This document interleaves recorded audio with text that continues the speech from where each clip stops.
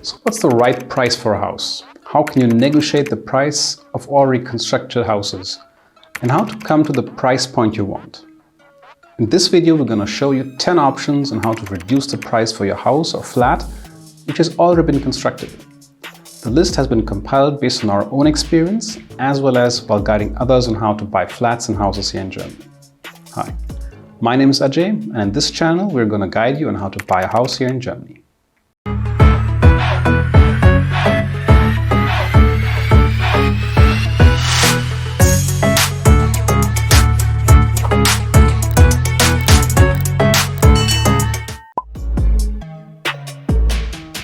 First, some private sellers do not want to put in the effort of fetching all the documents which are necessary for financing. How about you offer them the help of getting those documents which are needed? What the seller just would need to do is sign a power of attorney, and you'll be able to get those documents which are required. This will relieve the seller of wandering around, going to the court, asking the property management, etc. And you will have the pole position of buying the apartment and reducing the price perhaps. The power of attorney is limited to fetching documents for that specific property. And a good home loan consultant will be able to help you with all of these tasks as well. In this case, you're not only reducing the ancillary costs by not using a broker because you're buying from a private seller, but because you're putting in a bit of effort, you may ask for a reduction in price as well. You can also ask your home loan consultant to do this on your behalf. He'll be more efficient and also knows where to get all these documents. Don't just blindly ask for the reduction in price. Ask for the documents up front. Get to know the owner. Make an informed decision on the right price. Only then it makes sense to ask for negotiations. Communicate your price which you're willing to close the deal for, or ask the seller and broker how much he is ready to move to close the deal. What has not worked at all is to ask for the last price in the first call or the first meeting you have with the owner or broker. Know your price. Have a look at data points, facts and figures so that you know your final price point. This does not matter whether it is own use or investment. This goes for both. If it's an investment, at some price point it doesn't make financial sense anymore to invest, but rather let it be and look at other properties. For example, if you have the goal of only putting in 100 euros a month towards the apartment, then you will not buy the apartments if you do not reach that target. So that's the price point you're going to tell them.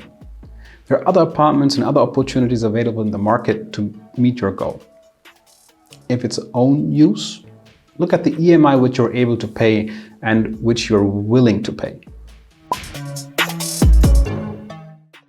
You'll need to have a look at this being a win-win situation, but only if you give the seller the opportunity to win something, in this case moving you from your first mentioned price towards something else, will you make him feel good about the deal as well. So please start below your finalized price in order for the seller to have a good feeling about the deal. In most cases, the negotiation is a to and fro anyways. In my experience, sellers who are happy with the deal will not stand up during the notary appointment and walk out. And not going through with the deal as well. Happened to me once. I was buying a couple of apartments from a company, and there were two managing directors. One of them was dealing with me. He was very happy with the deal. He just wanted to push it through. The other one was not so happy because he didn't really get the chance to negotiate with me. And what was bound to happen happened during the notary meeting itself. The one who was not in contact with me, he just said, it's too cheap, dear colleague, let's stand up and go out. And that's what happened. They all both stood up and went out of the room, leaving me and the notary embezzled. Be the first one to make an offer. Of course, the seller will have mentioned some kind of price point in the advert, but if you're countering, be the first one to do it. This method is called framing and is used regularly in professional negotiations. Typically, you'll be meeting somewhere in the middle, but by having mentioned a low figure, you're almost defining where that middle is. This goes in line with the last step. It'll not help just mentioning the price and then walking away. It'll be more powerful if you underline your price with arguments. Perhaps that's the bank's evaluation. Perhaps that's when you get positive cash flow. Perhaps that's the figure of the surveyor told you. It can be anything, as long as there's a reasoning behind the price you mentioned. The reason which we often see while financing our clients is that the living space calculation was mentioned incorrectly, and that we reduce the price because there's a reduction in living space. Another reason is that there's still repair and maintenance necessary which the owner wasn't aware of, but you could point out. Perhaps there's a lump sum payment due mentioned in the minutes of meetings of the homeowners association. This being a negotiation, please be fair. No matter why the seller is selling, a ridiculous price might just lead to no answer at all from the seller, or is getting rude all of a sudden. So please do your homework on the region, on similar houses in the neighborhood, on the housing market in general, so that you get a feeling of what is ridiculous, what's almost ridiculous, and what would be fair. There are a lot of property tourists who just want to have a look at properties or just want to get a feeling of being or acting like an investor. So the more binding you are, the better. What do I mean with this?